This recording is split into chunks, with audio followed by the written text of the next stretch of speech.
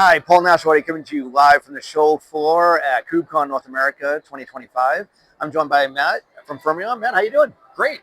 This has been a fun show so far. I think this is like I've been to all 10 of the North American KubeCon, so that's been all 9 of them, I guess there are, because was there one canceled in 2020? Yeah, I think so. Yeah. So this one's been a lot of fun. Yeah, absolutely. It's great. I mean, it really is. I mean, I think that this show has been lots of excitement, lots of buzz, lots of traffic. I mean, 9,000 of our closest friends here, right? So there's a lot of information going on. So what's Fermyon been up to? Oh, so we got a couple things going on this time around.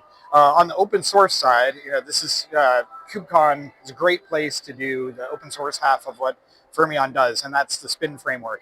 And in March, we contributed it to CNCF as a sandbox project. Right. And this is our first big release under the auspices of CNCF. So Spin 3.5 came out, and we're really excited about that. It pushes both WebAssembly 3 and the WASI P3 standard into the core of the engine now. So we're really excited to remain sort of at that forefront of the WebAssembly ecosystem and now do so under sort of the auspices of CNCF. It's been a good thing there.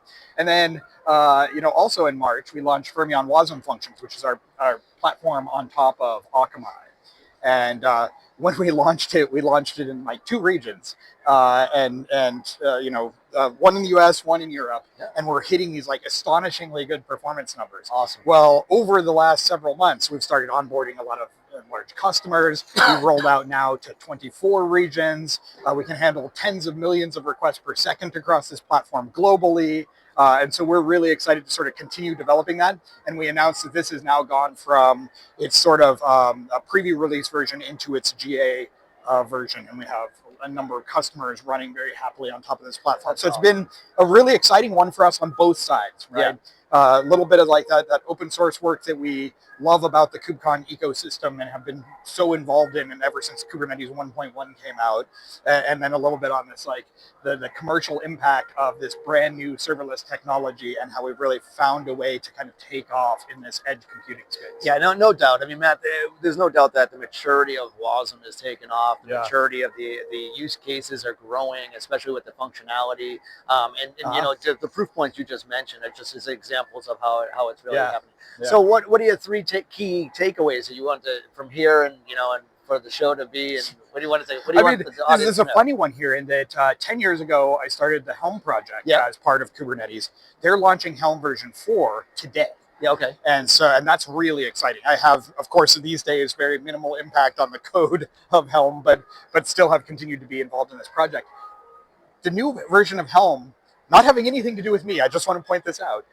They built a new plugin manager built to run WebAssembly modules inside of Helm.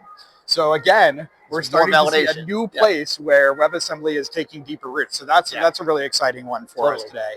And we've seen the AI story mature, and over the last 8 months or so, there's been a definite sort of change in what we're seeing, and that has gone from this sort of the early phase, which is people coming up to us and saying, well, what do we do with this AI technology? And then there was sort of this intermediate phase where people were saying, I got this idea, will you help me vet it?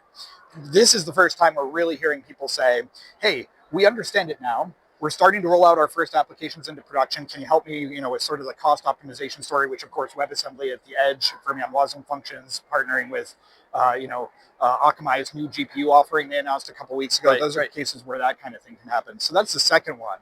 I think that's been really fun. And the third, the sort of one of the zeitgeists that I think is really powerful this year has been sort of the return to the developer experience story.